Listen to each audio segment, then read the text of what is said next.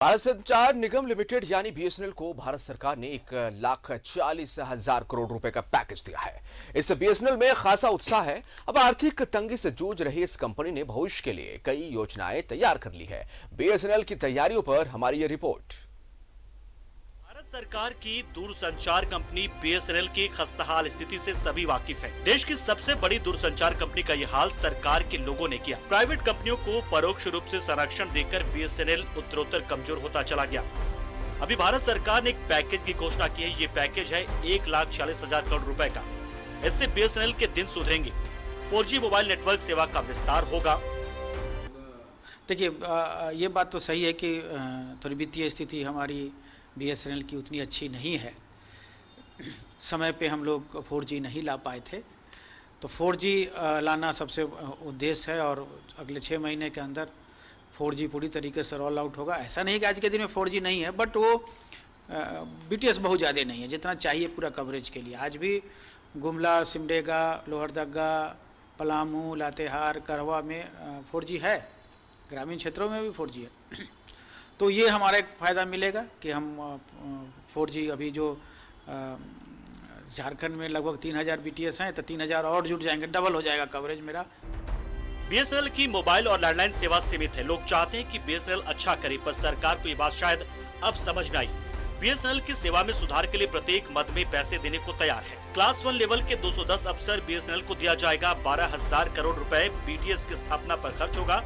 अभी ये बहुत कम है। इसके अलावा भारत निर्मित 4G उपकरण बनकर तैयार है, उनका भुगतान हो पाएगा। भवनों की मरम्मति पर भी खर्च होगा। मोटे तौर पर बीएसएनएल के अच्छे दिन आने वाले हैं। ग्राहकों को बेहतर सेवा दी जा सकेगी। विभागीय लोगों में भी इस बात से बहुत उत्साह है। हमारे अंदर एक अपने लोगों के अंदर जो एक ऊर्जा है, मोटिवेशन है, वो का संचार हुआ है। वो जब सबसे ज़्यादा इम्पोर्टेंट वो है कि लोग आज से ही तन मन धन से काम शुरू कर दिए हैं। पहले भी करते थे, लेकिन आज के दिन में उनका मोटिवेशन लेवल ऊपर है कि उनको लग रहा है कि सरकार की तरफ से भी बहुत अच्छा सपोर्ट है। और सारे लोग हमारे आदरणीय प्रधानमंत्री, हमारे माननीय मंत्री जी और हमारा बीएसएनएल बोर्ड के प्रति अपना आभार प्रकट कर रहे हैं कि इसका एक अच्छा मौका मिला है। और हम लोग कोशिश करेंगे कि जो विश्वास सरकार ने दिलाई है उसके आधार पर हम लोग अपना सेवा को सही में और दुरुस्त करें और उसको लोगों के पसंद का सर्विस करें। 1,40,000 करोड़ रुपए के पैकेज से बीएसएनएल की समस्या का समाधान होगा। कमजोर आर्थिक स्थिति से गुजर रही इस कंपनी को पैकेज से बल मिल सकेगा। लोग चाहते हैं कि बीएसएनएल तोड़े। इससे सबसे अधिक लाभ ग्राहकों को ही होगा।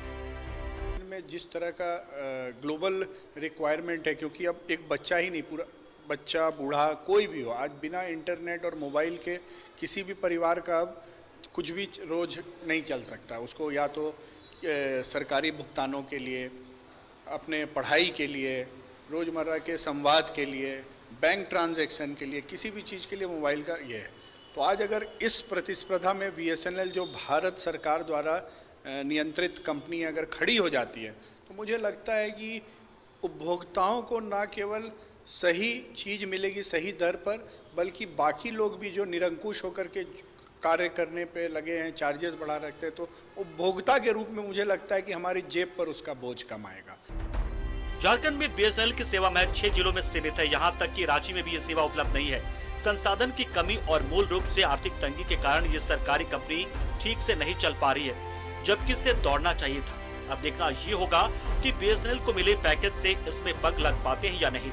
निजी दूरसंचार कंपनियों की तुलना में इसे काफी मेहनत करने की जरूरत है। विभाग में अफसर और कर्मचारियों में भी ईमानदारी और समर्पण की जरूरत है। न्यूज़ 11 भारत के लिए रांची से कैमरा पर्सन दीपक के साथ राजेश कुमार की रिपोर्ट।